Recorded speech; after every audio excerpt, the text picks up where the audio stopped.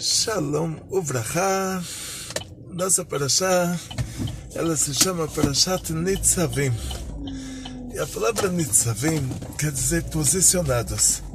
Ou seja, como um soldado na hora da verificação, tipo, chega o comandante para fazer a revista. Todos os soldados estão em estado de alerta, estão posicionados. Isso quer dizer Nitzavim. E essa parashá, ela é sempre lida antes de Rosh Hashanah. Porque em Rosh Hashanah, cada um de nós está posicionado na frente de Hashem. Quer dizer, cada um de nós vai ser reavaliado por Hashem. E o que quer dizer reavaliado? Quer dizer assim, Hashem, ele é o nosso Pai de verdade. Está escrito Shloshá Shutafim B'Adam, 3 sócios para que uma pessoa exista. O pai entra com a parte dele, a mãe entra com o óvulo dela, mas não adianta o óvulo ser fecundado se Hashem não coloca a alma. Esse óvulo vai virar uma menstruação. Então Hashem entra com a alma. Isso que Hashem entrou com a alma, por isso existe uma criança, por isso você nasceu. Quer dizer, em primeiro lugar você é filho de Deus. Não ia adiantar o óvulo da mãe, o que o pai colocou dentro dela, se Hashem não colocasse a alma. Então, o que quer dizer? Nós somos agora reavaliados. Em primeiro lugar, você tem que ficar feliz. Tinha uma pessoa que foi convidado para um julgamento, foi processado, e ele estava lá todo feliz, e todo mundo falou: por que você está feliz? Você está indo para o julgamento? Por que você está tão feliz? Ele falou: porque o juiz lá é o meu pai. Então por isso que eu estou feliz. É uma história da Idade Média, quando o juiz ele tinha toda a autoridade, não tinha auditoria, nada. Quer dizer, o juiz determinava e acabou. Então, aqui é a mesma coisa. O sistema, o julgamento divino, em primeiro lugar, leva em conta que quem está sendo julgado é o príncipe, a princesa. Então é claro que todos os anjos envolvidos no divino, eles vão saber que é o julgamento da princesa, do qual, se eles errarem a nosso favor, não vai acontecer nada para eles. Se eles errarem contra nós, vai ser muito grave. Então, graças a Deus, já é um consolo. Mas por que precisa de uma reavaliação? Por que precisa de um julgamento? Então, o primeiro motivo para isso, vamos separar as categorias. Nós falamos em Rosh Hashanah, em uma das rezas, nós falamos Avinu Malkeinu, nosso Pai, nosso Rei.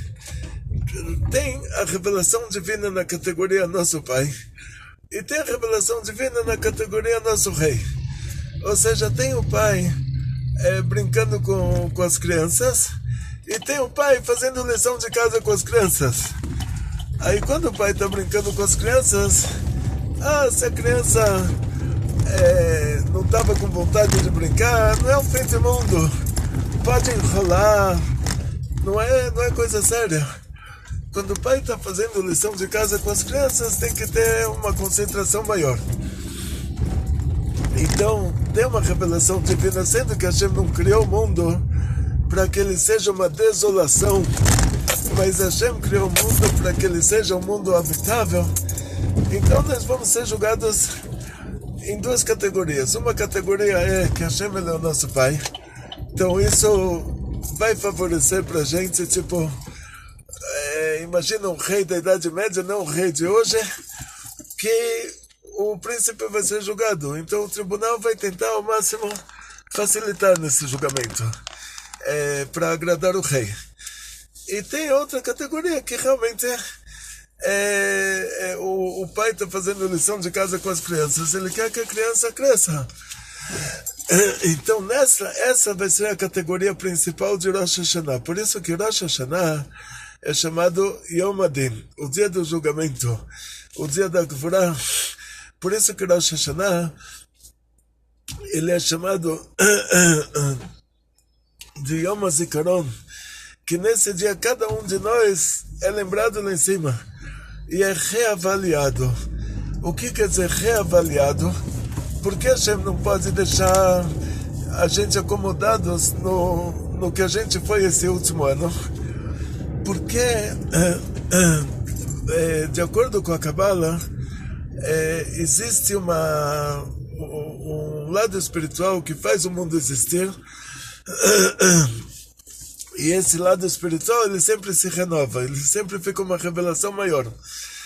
Ou seja, assim, o mundo tem um prazo de validade de 6.000 anos. Há 6.000 anos atrás, há 5.782 anos atrás, Hashem criou um mundo de bilhões de anos. Ou seja, Hashem criou o Adão e a Eva, não criou eles dois nenezinhos que cortou o cordão umbilical. Criou já dois adultos.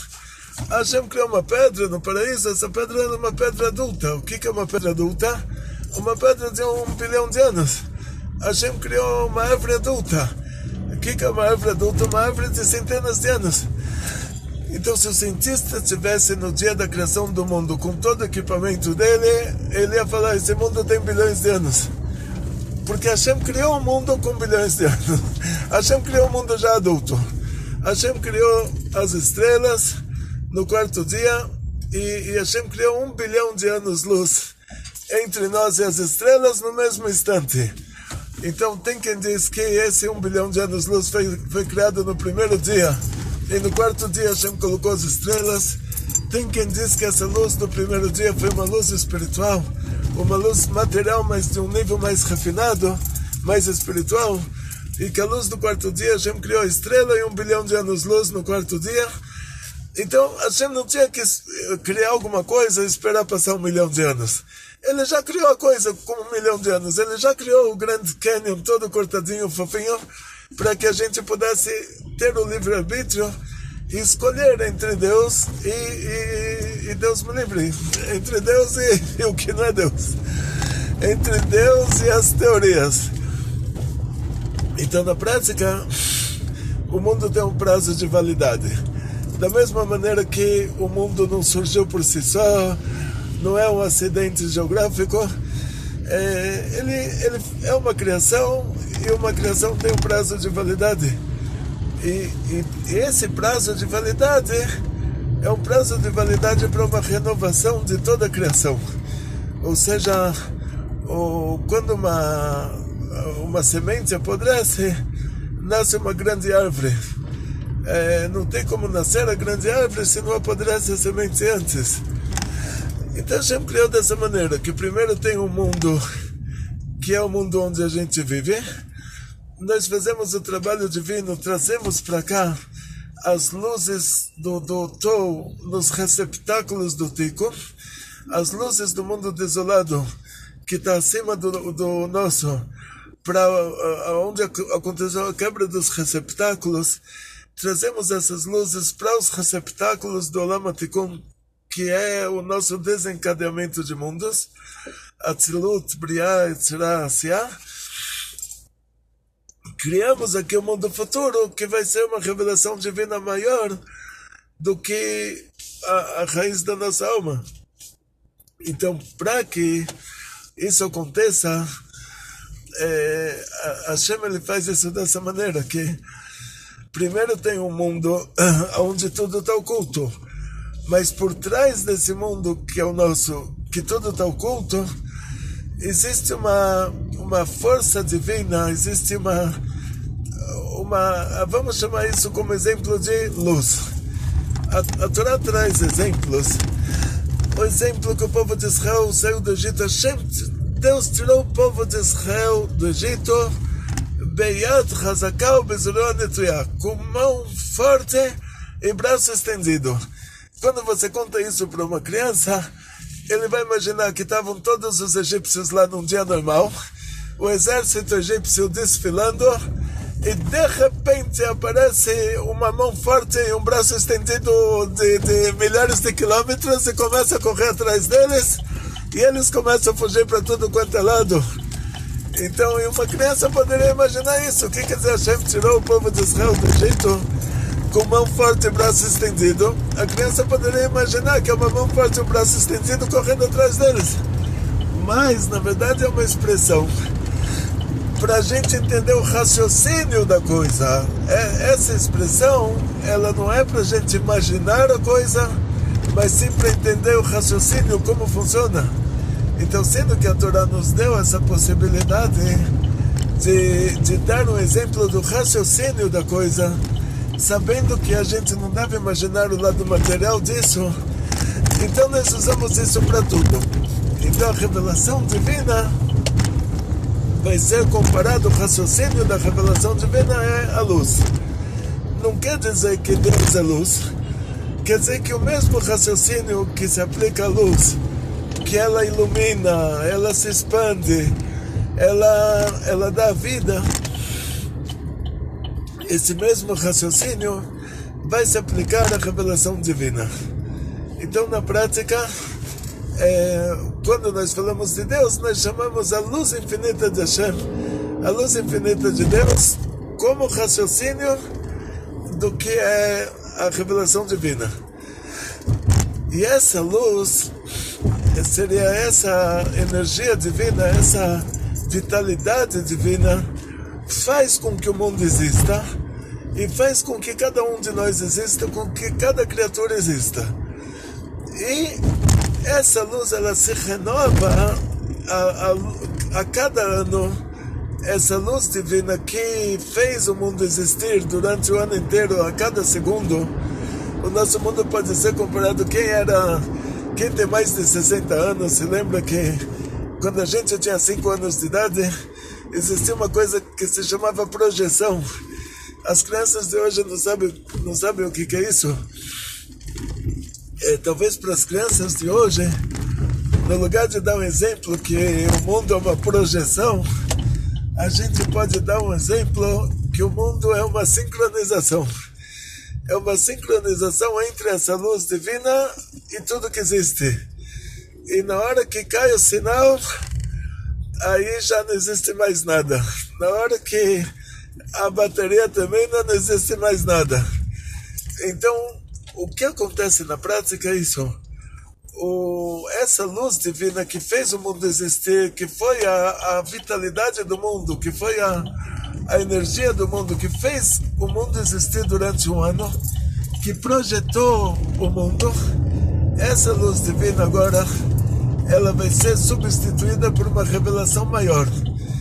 A gente pode dizer que em relação a nós, então, imagina uma mãe e uma filha, e a mãe cresceu e amadureceu, e a filha também cresceu. Aí a mãe, no próximo ano, a mãe ela não vai julgar a filha, ela não vai se relacionar a filha da mesma maneira que ela se relacionou esse ano. Ela já está mais madura. Mas junto com isso ela vai cobrar da filha uma qualidade de comportamento maior, porque a filha também cresceu.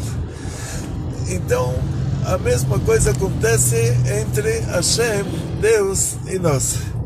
Ou seja, em relação a nós, Deus cresceu, vamos dizer assim. Só o raciocínio em relação a nós. Quer dizer, vai ter uma revelação divina esse ano, depois de Rosh Hashanah, maior do que teve nesse ano atual. Quer dizer, a revelação divina que vai se revelar em Rosh Hashanah, que vai fazer o mundo existir mais um ano, ela é maior do que a revelação divina que se revelou esse ano. Então, quer dizer que Hashem cresceu em relação a nós, o nosso pai ficou um ano mais velho em relação a nós, isso tudo como raciocínio. Então, só que a gente também cresceu, então a gente vai ter que se comportar melhor, a gente vai ter que acrescentar na qualidade e na quantidade do nosso trabalho divino. E aí vai entrar, vai ser a parte mais engraçada da coisa. Nós vamos rezar nós vamos assumir, vamos declarar que nós nos arrependemos do que fizemos de errado, vamos fazer a declaração que é o vidui que é traduzido como confissão, porque o Tribunal Divino nos julga em relação aos nossos sentimentos. Então, se a pessoa fez a coisa errada e no momento não está fazendo a coisa errada, mas ainda tem saudades do que fez, então não é considerado que ele tem um remorso do que ele fez, não é considerado que ele se arrependeu do que ele fez. Por isso é necessário que ele fale, porque sendo que a fala nesse mundo da ação, a fala é uma coisa que existe no mundo da ação, e o pensamento ele não existe no mundo da ação. Tipo, se uma pessoa chega para um tribunal e fala, eu assassinei alguém, e por quê? Porque ele imaginou que ele estava assassinando, até eu digo um tribunal civil num país como o Brasil, a pessoa vai lá, vai na delegacia preencher um BO que ele assassinou o vizinho, mas tudo isso aconteceu na imaginação dele. Aí o delegado ele vai falar, então olha, arquiva esse BO, a pessoa ele precisa de um tratamento psiquiátrico. Por quê? Porque o pensamento nesse mundo ele não é considerado ação, mas na hora que a gente faz a ação que é a chamada confissão, que vai ser a nossa reza de Rosh Hashanah, que nós vamos falar para Hashem, olha, a gente se comportou errado e agora a gente vai se comportar certo, a gente se arrependeu de ter se comportado errado e assumimos que vamos nos comportar certo, aí isso é obrigado a ser levado em conta lá em cima.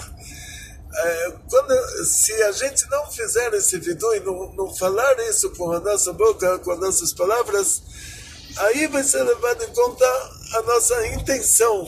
E a nossa intenção geralmente não está a nosso favor. A nossa intenção não é uma coisa que nos favorece. Então, por isso tem as rezas de Rosh Hashanah, que nós vamos falar todas aquelas rezas. O que a gente vai estar fazendo lá, numa linguagem bem simples, vamos estar seduzindo Hashem. Isso é uma explicação que eu aprendi numa aula, não é uma explicação minha. Já estou repassando para vocês uma aula que eu era aluno lá, que funciona da seguinte maneira. Nós vemos no livro de Ruth. Ruth era mãe do Oved, o Oved era o pai do Ishai, o Ishai era o pai do rei David. Então a Ruth se casou com Boaz, tiveram o Oved, que era o avô do rei Davi, e a Ruth então ela era bisavó do rei Davi. A Ruth ela era convertida, pobre, viúva, e ela era de um país chamado Moab. É como se você falasse assim, alguém se converteu ao judaísmo, de onde ela é? Ela é do Zimbábue, não sei, da Uganda, da Tanzânia. Ela era uma turista holandesa na Tanzânia? Não, ela era a nativa do país. Ela era nada mais, nada menos que a princesa do Moab. É como se você falar hoje a princesa da República Centro-Africana. Tipo assim, um país que na época não era um daqueles países que era considerado Estados Unidos e Europa. Vamos dar um exemplo mais assim, o Moab, ele era um país de pessoas ruins. Assim, não talvez o exemplo de falar um país da África como um país que tem menos dinheiro do que um país europeu não é exemplo bom, porque o Moab seria comparado, vamos dizer assim, a ilha dos canibais lá, a ilha de Papua na Indonésia, que tinha lá as tribos dos canibais. Vamos comparar um lugar assim. Imagina a princesa da tribo dos canibais lá se converteu ao judaísmo, ou seja, ela por si só ela não tinha nada para oferecer,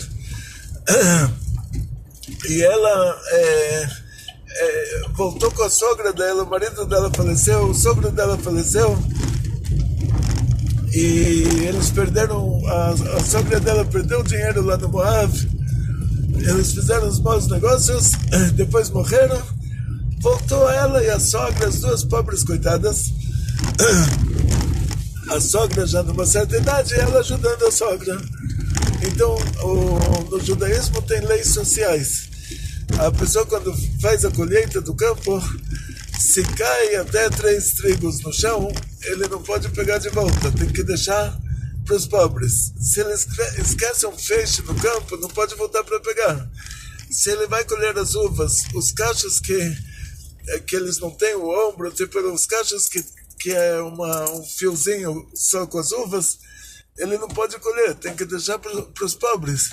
E a Ruth, ela ia catando todos esses direitos dos pobres, ela ia pegando de trigo em trigo, ia levando para a sogra dela, para as duas terem o que comer. Até que a sogra, ela falou para a Ruth, agora vamos fazer uma coisa, uma ideia maluca. Ela falou, olha, o Boaz, ele é o juiz. Ele é o juiz do nosso povo numa época que não tinha rei. Ou seja, então o juiz, ele era o próprio rei. Ele é a pessoa mais rica. Ele tem os campos, e os campos era, antigamente a riqueza dependia dos campos. E ele tem campos quilométricos. A mercadoria mais valiosa era o trigo. Então o Boaz veio para fazer a colheita do trigo dele, para supervisionar a colheita do trigo dele. E a cidade se chamava Beit Lechem, Casa do Pão. É transliterado como Belém, mas podia ser traduzido. Eles traduziram o que não precisava, traduziram errado, e o que eles podiam traduzir certo, que é coisa simples, eles transliteraram. Não sei qual que era o interesse lá da igreja antiga, dos padres que traduziram a Torá para português, porque a cidade de Beit Lechem, que é transliterada como Belém, quer dizer Beit é casa, Lechem é pão. Casa do pão. Isso vem te mostrar a grandeza de quem tinha um campo de trigo, que era a mercadoria principal. Como o petróleo hoje é o trigo antigamente. Era o trigo antigamente. Então o Boaz, ele era a pessoa da maior linhagem, ele era da tribo de Eudá, uma tribo importante, a tribo mais importante, a tribo mais numerosa. Ele era o juiz da época do povo inteiro, tinha todas as tribos do nosso povo, era antes do exílio das 10 tribos. Então ele era a pessoa mais importante de um país importante. E o país tinha passado por uma crise, mas se recuperou. E no meio da crise, o Elimelech, ele, junto com a esposa dele, Naomi, Machlon e Kachlon, os 2 filhos, eles foram morar no Moab para não precisar da tzedakah. E lá o Elimelech perdeu dinheiro e morreu. O Machlon e o Kachlon se casaram com a Ruth, com a Orpa, e faleceram os 2. Então a gente está agora com a Ruth com a Naomi, que é a sogra dela, a Ruth catando os trigos que caem dos agricultores que estão colhendo o trigo do Boaz. Os funcionários do Boaz estão colhendo o trigo e a Ruth atrás deles esperando cair que eles não possam pegar por direitos sociais da Torá. E aí ela pega e leva para a sogra. A sogra teve uma ideia maluca, falou, olha, a gente não tem o que oferecer, mas tem o campo do meu marido, que esse Boaz, ele tem dinheiro sobrando, ele pode resgatar o campo do meu marido, eu volto a ser a mulher milionária que eu era antes. Mas a gente não tem como fazer isso, teria que fazer um shidduch, teria que você casar com o Boaz, teria que o Boaz querer muito se casar com você, ele querendo muito se casar com você, você pode fazer essa condição com ele. Aí a Ruth, ela era uma mulher muito tzedeket, cheia de pudor, querendo ou não, ela era uma mulher que se converteu ao judaísmo, ela tinha toda a pureza,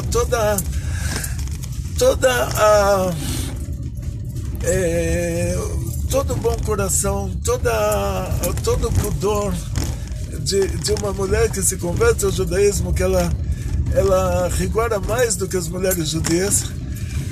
E a sogra dela agora deu para ela uma missão nada fácil, que ela vai ter que seduzir o Boaz.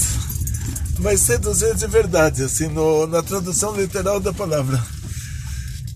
Elas rastrearam o Boaz. A Naomi descobriu que ele ia dormir no celeiro, porque ele estava fiscalizando a colheita dos latifúndios, do trigo dos latifúndios dele. Ele iria dormir no celeiro, então a sogra deu para ela essa missão, falou, você vai lá onde ele está dormindo. Naquela época não se dormia de pijama, quer dizer, a pessoa quando entrava embaixo do cobertor, entrava sem roupa nenhuma, não tinha roupa íntima, não tinha nada, só tirava a túnica, entrava embaixo do cobertor. Então a sogra dela falou, você vai lá, você vai entrar embaixo do cobertor dele, ele vai acordar, ele vai te encontrar, marido e mulher. Tá bom, não era nada fácil para ela fazer uma coisa dessas, mas não tinha outro jeito. Não tinha outro jeito, quer dizer, o que ela tinha para oferecer? Ele era a pessoa mais rica, ela ia catando trigo atrás dos funcionários dele que deixavam cair um trigo que tinha que deixar para os pobres. Ele vinha da tribo mais importante, ela vinha do país mais cruel. Ele era o juiz, a pessoa mais importante, ela era uma pobre coitada. Ou seja, tudo lá era o contrário, ela não tinha nada o que oferecer. E o que ela queria em troca? Ela não tinha nada o que oferecer, e ela queria em troca que ele fizesse um investimento de milhões para resgatar o campo da sogra dela. Então esse era o único jeito, e ela foi difícil para ela fazer uma coisa dessas. Imagina a situação, imagina, não queria estar no corpo dela nessa hora, mas ela foi lá e ele acorda, ela está embaixo do cobertor dele. E ele tem que fazer um juramento, ele jura que ele não vai ter nada com ela até que ele não se case com ela. Isso que ele teve que jurar, e nossos sábios falam, olha, a gente nunca deve jurar, porque se Deus me livre, se a gente jura e não cumpre, é uma transgressão grave. Então é melhor não jurar nada, sempre falar Blineder. Mas no caso dele, ele ficou, ela conseguiu fisgar ele, ele ficou tão assim, louquinho por ela, vamos dizer no sentido da palavra, que ele ficou com medo de, Deus me livre, de ter alguma coisa com ela antes do casamento. Então a história termina dessa maneira, que ele jurou que ele não vai tocar nela. Aí ele falou para ela, mas eu quero me casar com você. E ela falou, olha que bom, você quer se casar comigo? Então eu tenho uma condição. E agora chega a condição dela, quer dizer, até esse momento ela é uma pobre coitada. Agora ela fala, a minha condição é que você tem que resgatar o campo da minha sogra, a minha ex-sogra, né, que o marido dela tinha falecido, da Ruth, e isso custa milhões. Mas ele estava disposto, por causa que ele foi seduzido, ele estava disposto a resgatar o campo da sogra dela. E aí a Torá elogia a Ruth de ter se comportado dessa maneira. Quer dizer, no lugar da Torá falar, olha que golpe baixo que ela deu, no lugar disso a Torá elogia ela. Por que a Torá elogia ela? Porque nesse caso não tinha outro jeito. Quer dizer, ou ela fazia isso, ou não ia sair do lugar. Ou ia ficar tudo como estava e nada iria mudar. O que a gente vai fazer para Hashem em Rosh Hashanah? A gente vai fazer isso para Deus. A gente vai seduzir Deus. Da mesma maneira que o que Ruth fez para Boaz, ela se encontrou embaixo da coberta dele, e isso quer dizer marido e mulher, grudadinhos, e o marido e mulher. Então ela está mostrando para ele, olha o que vai ser a vida inteira, nossa vida inteira vai ser assim, nós vamos ser marido e mulher, olha que gostoso, olha que bom. Vale a pena para você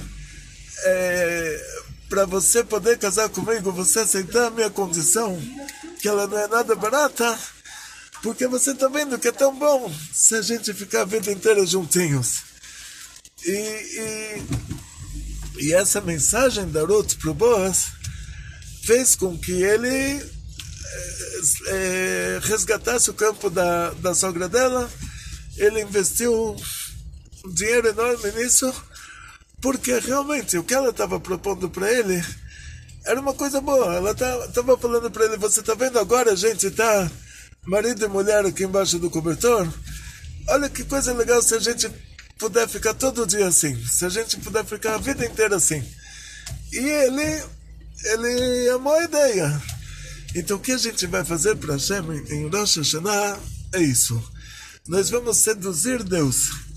Nós vamos falar para ele: olha, realmente o que foi no ano passado, o que foi nesse ano atual que está terminando, realmente o meu comportamento, como você pode ver pela minha confissão, que coisa boa não foi. Mas o que eu estou te propondo, veja o futuro. Veja que no futuro eu vou ser coisa boa. Imagina a gente, marido e mulher. Não imagina a gente antes que eu estava catando trigo atrás dos seus funcionários. Imagina a gente depois. Imagina a gente aqui grudadinho, marido e mulher. Então o que a gente está propondo para Hashem é isso. Falando para ele: olha, esquece o que foi antes. O que foi antes, eu já fiz o vidu, eu falei, achamos no bagado, no casar, já pedi desculpas do que foi antes. Já fiz a declaração de que eu estou arrependido, mesmo que por dentro eu ainda estou com saudades do que eu fiz, mas esse mundo é o mundo da ação. O que vale são as minhas palavras, e não os meus pensamentos, não os meus sentimentos. Então, eu falei que eu estou arrependido. Então, o Tribunal Divino é obrigado a aceitar que eu estou arrependido do que eu fiz. Mas não olha para isso, o que eu fiz, e você sabe muito bem que o meu nível de arrependimento deixa muito a desejar. Não olha para trás, olha para frente, veja o nosso futuro, veja nós dois grudadinhos, veja o nosso futuro. Isso na Torá é considerado sedução. Sedução quer dizer, ela está falando para ele: não olha para o que era antes, olha para o que é daqui para frente. Daqui para frente somos Ruth e Boaz, somos os avós do Mashiach, os bisavós do Mashiach, estamos aqui uma família só, uma pessoa só, grudadinhos, marido e mulher. Ela está falando para ele: olha, eu estou te dando uma amostra do que vai ser toda a nossa vida futuramente. Você gostou dessa amostra? Então resgata o campo da minha sogra, invista milhões nesse projeto, e aí essa amostra vai se transformar numa realidade. Esse trailer vai se tornar uma realidade. E é isso que a gente faz para Hashem. Que a gente vai fazer para Hashem no dia de Rosh Hashanah. Nós vamos seduzir Deus.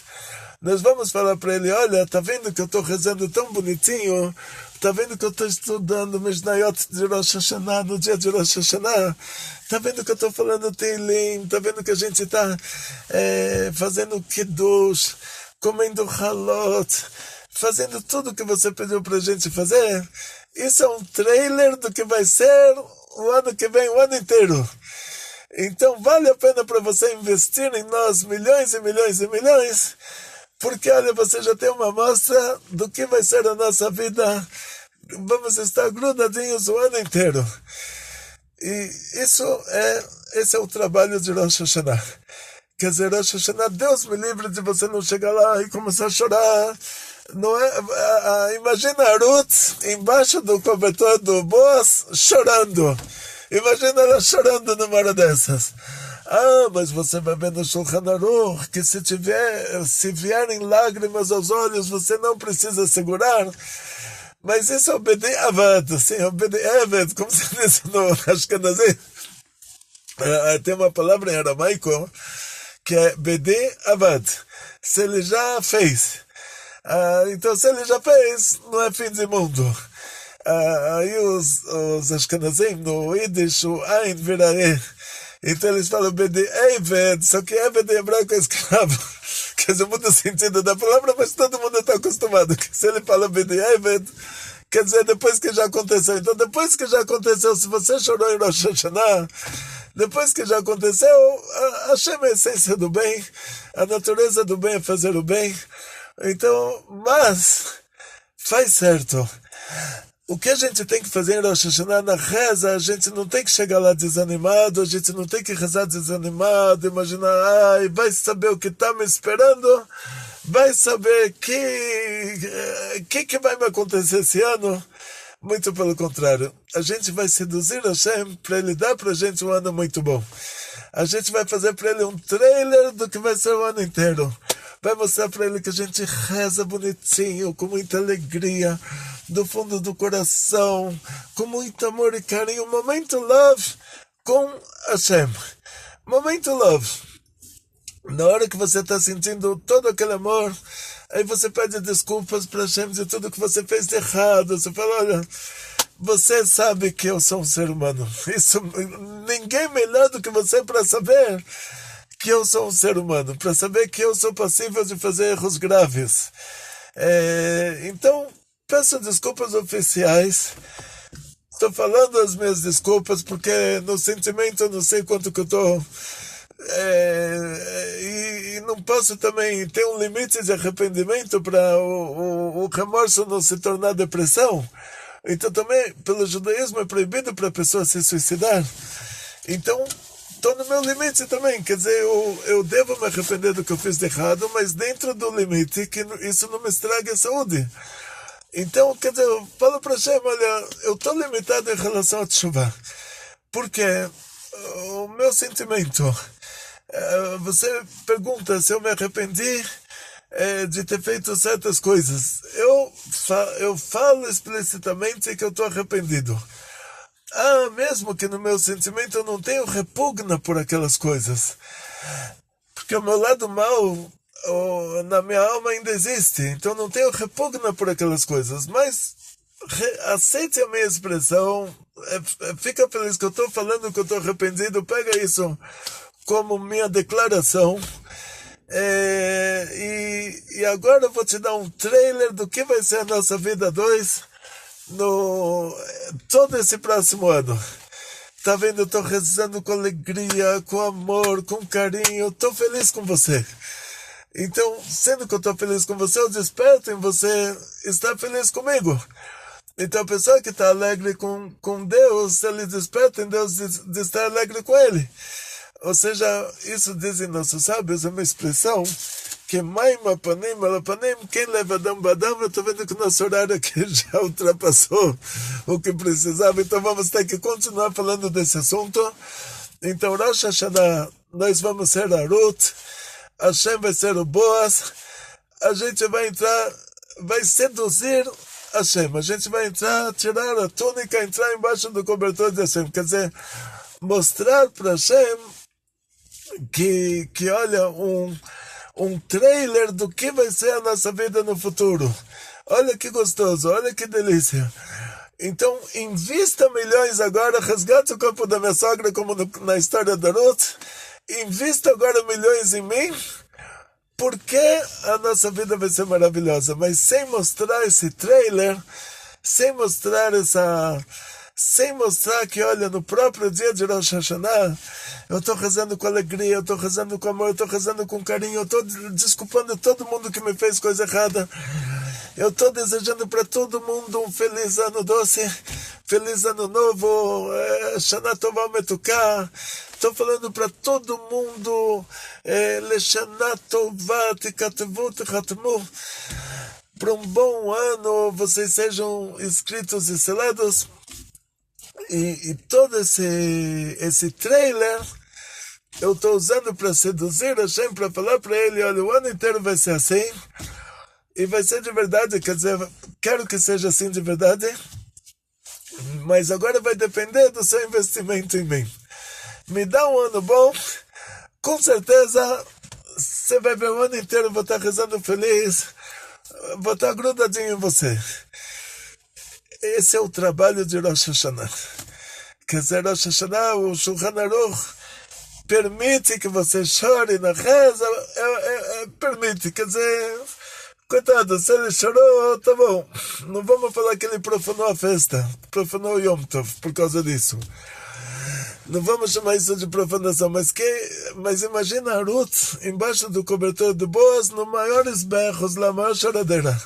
Eu não ia fazer o efeito. O efeito é você rezar com muita alegria, com muito entusiasmo, estudar Mishnayot de Rosh Hashanah, mostrar para Hashem que vale a pena te renovar esse ano, renovar o contrato, te dar um ano muito, muito, muito bom, porque você está mostrando para ele só o comecinho.